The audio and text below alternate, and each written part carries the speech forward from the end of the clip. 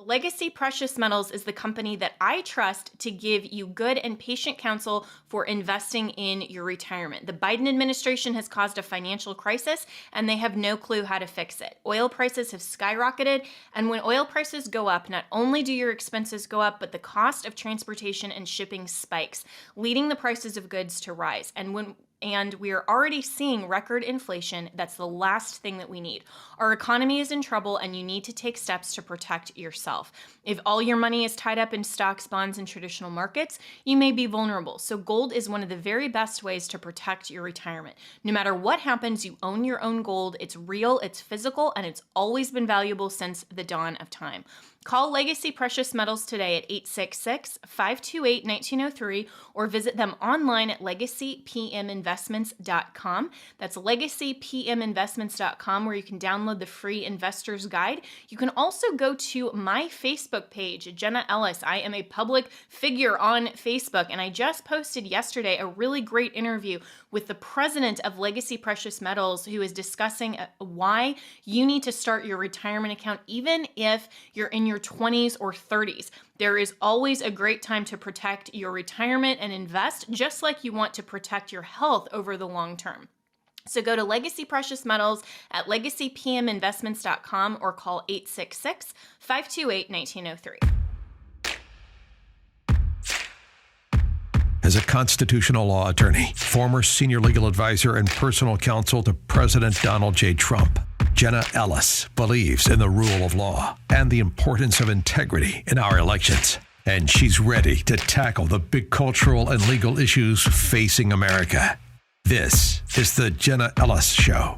Here is your host, Jenna Ellis. Hello, friends, and welcome to another episode of the Jenna Ellis Show. I'm Jenna Ellis, and always follow everything that Project Veritas is doing. And they're making a lot of headlines this week, of course, and last week. And we've seen this new hashtag, the secret curriculum, and how James O'Keefe was actually threatened by police last week for simply confronting a woke educator. And so as the Democrats and the leftists try to hide more and more exactly what's going on in schools, what their whole agenda and their CRT and drag queen story time, all of these things are going on, parents are pushing back, and all that Project Veritas, in my opinion, wants to do is simply uncover the truth. That's what good journalism is supposed to do. But somehow that's not okay with the left. So joining me now is my good friend Jared Eid, who is the senior counsel for Project Veritas, and always love having him on the show because not only, Jared, are you associated with Project Veritas, speak to them, but you're also like one of the best lawyers. And, you know, I don't like a lot of lawyers, and I can say that because I am one, but you're actually one of the cool ones. So I really appreciate it. Thanks for coming on. Thank you, Jenna. It's always a pleasure and an honor to be on your show. Yeah, well, great. So let's start with first the whole, hashtag the secret curriculum. For those who haven't been following this story that just broke last week, what's going on and what has Project Veritas uncovered? Yeah, so, Project Veritas has been on this education beat for quite a while now. It's been about a year since Project Veritas exposed the California Antifa teacher, Gabriel Geip, who famously said that he wanted to scare the F out of his children that were inside of his classroom to turn them into revolutionaries. This year, as kids are walking back into school in Connecticut, we exposed assistant principal Jeremy Boland, who was bragging about the way that he tries to sneak in a secret curriculum into his classrooms. In this case, here, by the way that he hires people. He brags that he doesn't hire conservatives. And when we asked him, well, how do you accomplish that? He even goes so far as to say that there's a religious litmus test for the people as to who he's going to give an interview to, saying he will not give an interview to Catholics because he believes Catholics are more politically conservative and therefore are going to, heaven forbid, teach an alternative theory than what he believes. This is just so disgusting. I think that parents who are seeing all of this are looking at public schools and saying, how is this even America? And, what can they possibly do? And so, as this then was uncovered, what led up to the confrontation with James O'Keefe and this police officer when he was simply talking to this woke educator?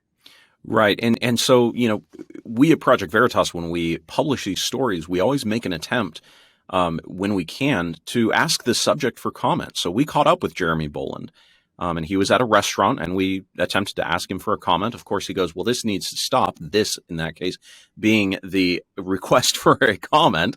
Of course, he doesn't believe his religious and illegal discrimination needs to stop. We withdraw from that restaurant and begin to just talk a little bit more about what's been going on, only to find out that someone has called the cops on us. And the cops threaten if you basically go back into that restaurant to try to ask him any more questions, you're going to spend the night in jail. That's insane. I mean, this is a public place, and it doesn't sound like there's any harassment or illegal activity going on. It's just somebody who's basically declining to comment, which is fine, and that's his right to decline to comment. But then just to go back outside and start taping a video and explaining what's going on. What did the police say, or did they give any sort of justification for that threat? Yeah, they tried to couch it as trespassing, which of course, the attempted increase of criminalization of journalism is always couched as some other crime that exists. They don't want to just come right out and say, hey, we don't want journalists asking questions. How dare you uncover the truth? So it's always something else that they try to couch it at. I've been to this restaurant before. My family has eaten there before. The parking lot is very large, especially for a New York suburb parking lot. It is very easy for somebody to work around, for example, a journalist asking questions. There is simply no reason for this type of conduct, and it is frankly antithetical to the First Amendment. This type of exposure, as we are entrusting our kids in the hands of teachers, is incredibly important, so parents know what's going on inside of their schools. With part one, we showed that teachers are attempting to really shape how kids are frankly, in this case, indoctrinated inside their classroom by who they hire. Again, saying we won't hire Catholics, we won't hire anybody over 30. These are both protected classes, by the way, as you know, Jenna, and that would be at least some evidence of illegal action by this assistant principal. With part two of the secret curriculum, we exposed yet another leader of a school, this time in New York. And in that particular case, she was bragging about effectively being a secret agent who's trying to ultimately find opportunities to indoctrinate her kids as well, noting that she just simply won't let a conservative perspective have a home in her class. So what we're seeing with both of these things is really this opportunity to kind of take a glimpse inside the classroom and see what is it that your kids are really learning. And when our parents are seeing this, they are outraged that anything other than simply the truth is being taught in school. In Greenwich, Connecticut, which is in a very wealthy part of Connecticut. Connecticut is, of course, right now represented by a Democratic governor. Both of their senators are Democrats. Not exactly the area that you would expect Project Veritas to be welcomed with open arms in. And yet, when our story broke, the Connecticut governor came out and said this is not acceptable and encouraged a investigation. U.S. Senator Blumenthal came out and said, I encourage a full investigation. Frankly, the only person who really said anything kind of mean about us, if you will, and I have to read this one because it's really, frankly, kind of funny, is Kate Diaz, who's the president of the Connecticut Education Association. And she said, she meant this derogatorily, by the way, that there is a narrative that is that of hiring liberal teachers to indoctrinate students. It's not the narrative. That is ultimately what these education videos and these exposés show. She warns her fellow teachers, be careful, Project Veritas is out there. They're lurking everywhere. To which I would say, you got that right. Yeah, which is exactly why so many people love what you're doing at Project Veritas, because you are simply exposing the truth of their conduct. And it's not surprising, but it is almost hilarious that they are so mad when their own actions and their own motivations and their own ideologies are simply exposed. I mean, it's the same thing as libs of TikTok, who's now been banned from a lot of social media simply for reposting what the leftists are saying about themselves. I mean, and this just, Jared, is to me so typical of Democrat hypocrisy when for years the left has been condemning any sort of parochial education that is in any way faith based or faith centric, or homeschool parents who choose to say, we want to make sure to take care of the education of our children so that they can grow up with the same values as their parents. And the left has called that indoctrination. And they've said that that's a negative. It's always been, oh, you're indoctrinating kids and they're not, socially where they need to be exposed to all different kinds of ideas. We've heard that for so long. And now they're actually claiming that the indoctrination of their leftist ideology is somehow appropriate in a state funded school. And they're even calling it indoctrination. I mean, this is where there's no such thing, in my view, as a secular school that doesn't have any sort of ideology or worldview or moral based premise that they're teaching kids. All education comes from a different faith based perspective. It's just which faith are you allowing your kids to have access to and be exposed to? And more parents are seeing this in government run schools, that really it's the government's own view of religion that's being taught. Yeah, and what's interesting about it too is you would think that these individuals who are doing these things, who are going to such great lengths, as they say, playing the role of effectively a double agent of trying to sneak this in. Mr. Boland said that he was relying on his teachers to be very savvy about trying to indoctrinate people in a way that couldn't be caught. You would think that if they're so proud of what they do, that they're willing to tell a complete stranger about it, that they would do so as well in a press release. Stand up, be proud of it, and get in front of people, have the news media out there and say, yes, this is what we're trying to do. We're trying to indoctrinate, and see if it works. They know it doesn't work. They know it's illegal. They know it's wrong. That's why they try to hide it. And that's why we have to step in and we have to investigate it. James O'Keefe, for those of you who don't know, when I say James, who that means, James O'Keefe was in Greenwich recently with a group of concerned parents who were expressing outrage at the fact that a teacher thought it was their job to indoctrinate their kids. And a news media, an anchor from basically News 12, came out there and interviewed him and was asking James, really, what is it about all of this that why do you have to do it this way? And the answer is like, at the end of the day, if these people would just be honest and say what it is that they're thinking privately, there would be no Project Veritas, no James O'Keefe. There'd be no need for this. And even more so than that, if News 12, if the local news stations and the mainstream media news stations that all like to say what Project Veritas does is a bridge too far, if they would simply investigate these things and find these things, they'd put us out of business.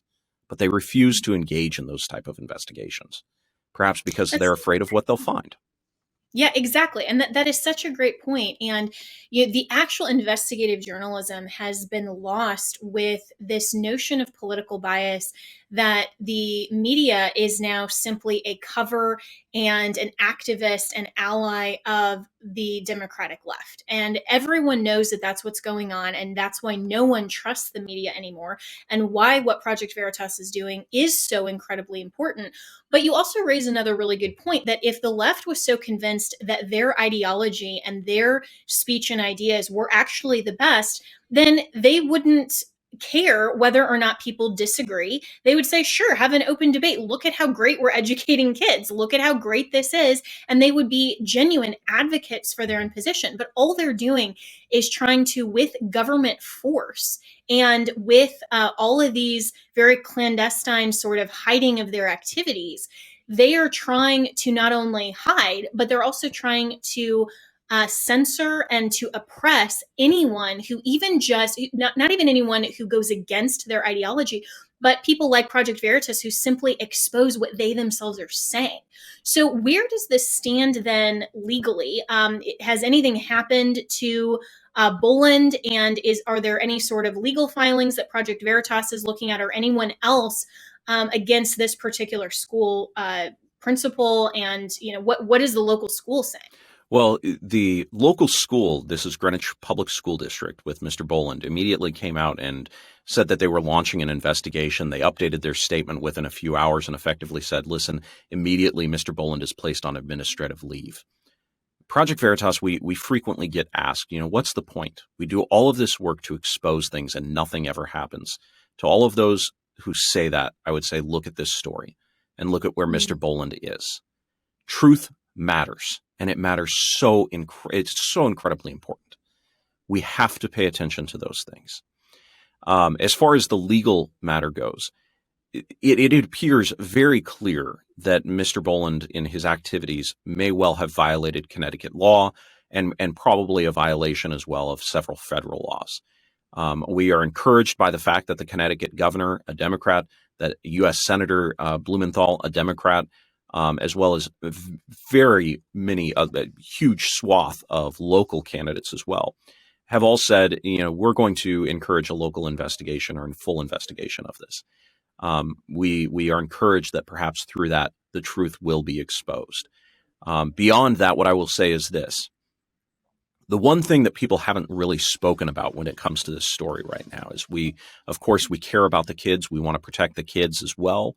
We want to make sure that parents know what's being taught inside their schools. But the thing that isn't also being spoken about is what about the people who applied? The Catholics who are otherwise qualified, the people who are 32, 35, 40 years old, who are otherwise qualified to teach these students and were intending to teach the truth to them. But Mr. Boland never even so much as gave them a call for an interview. To those people who applied to the Greenwich Public School District and did not get a phone call back and believe it's because of his now admitted discrimination, I welcome them to contact tips at Veritas tips at protonmail.com or give us a call on Signal. So you raise a great point that actual harm has been incurred by some of these otherwise qualified individuals who now have lost out on job opportunities and other things for blatant violations of law and discrimination against them for really no reason at all. I mean, just to say that they're Catholic, so might teach a perspective. I mean, that's just so absurd. And so I hope that they do contact you. But the question of some of these Democrats that are responding and are saying, oh, we need to open an investigation. Do you think that that's more politically motivated for them because they've seen instances like in Virginia, for example, where, really Glenn Youngkin getting into office is because there were so many parents that were so disturbed by what was going on in the public education system? So do you think that some of these Democrats are they being clandestine themselves, where they really agree with this type of indoctrination, but they're just pretending to be opposed to it for ideological and political reasons that aren't necessarily accurate? Because it seems like most of the Democratic Party is all on board with this woke agenda. It's interesting. There's certainly those type of people out there. I've interacted with them on Twitter of all places, and I've seen them effectively come after us and say, "Oh, this is ridiculous. How dare you attack these teachers?" and seemingly defend the religious discrimination that these individuals potentially participated in. I don't know the motivations, of course, of the governor of Connecticut in saying that he encourages a full investigation. I don't know the motivations of Senator Blumenthal. All I can say is that I applaud them, regardless of their motivations, for calling for the right thing, which is to find out what the truth is and to stop this discrimination if, in fact, it happened. Yeah, really well said. And Jared Eid, in the last few minutes that I have with you here as well, I wanted to also ask you for an update on the Ashley Biden diary situation. That has been the subject of a lot of media inquiries lately, and has popped up in a lot of different contexts. And so, of course, James O'Keefe was also the subject of an FBI raid that was just absolutely politically motivated, ridiculous. Any updates from Project Veritas that you can let us know about? So we still have several pending motions that are awaiting a decision. Those could be coming down at any moment. We're looking forward to ultimately resolving some of those issues. What I can say is this: what Project Veritas engaged in when it comes to this story is nothing more than classic news gathering. And, perhaps some of the more modern journalists, if you will, don't really view it as that's because all they do is simply reprint press releases from their subjects. We don't do that. We do investigative journalism. We actually go and try to find the facts and figure out exactly what happened. What we did, again, is pure news gathering, pure journalism, and most importantly, it was well within the bounds of the law. It was completely legal by various settled cases of the law, going all the way to the U.S. Supreme Court in 2001, as well as, frankly, within the own SDNY that is now looking at us. Yeah, well, we'll look forward to hearing more about that. And I wish you a great success in all of that. And what about the lawsuit against the New York Times as well? Where is that at? Yes, the New York Times, just as a quick refresher, lost a historic motion to dismiss. We filed a defamation lawsuit against them because they called our video, quote, deceptive. And their response to that was to say, well, no. We didn't print news in the news section. We printed an opinion. What we print in our newspaper is not capable of being proven true or false, which really inspires a ton of confidence in the newspaper of record. We naturally, that argument did not win. And the New York Supreme Court, Justice Charles Wood, said that the New York Times had engaged in, quote, deception and disinformation by printing their opinion, according to them, in the news section without disclosing them. We successfully showed that actually in this case that the word deceptive is capable of being proven true or false, defeated that motion to dismiss, one of the first victories of its kind in many years, Sarah Palin being the most recent before us. And now the New York Times is appealing that because they ultimately just can't give up the idea that they are entitled to print opinions and present them as news. Not that that's what they did here. That was news. They just got the facts wrong. Yeah. And you're right that it does inspire so much confidence in the media when they're saying, we don't print facts, we just print breaking opinion, which is why they're activists more than they are journalists. Yeah. So Jared Eid of Project Veritas, really appreciate your time. Always love having you on and look forward to learning more about the secret curriculum. So thanks so much.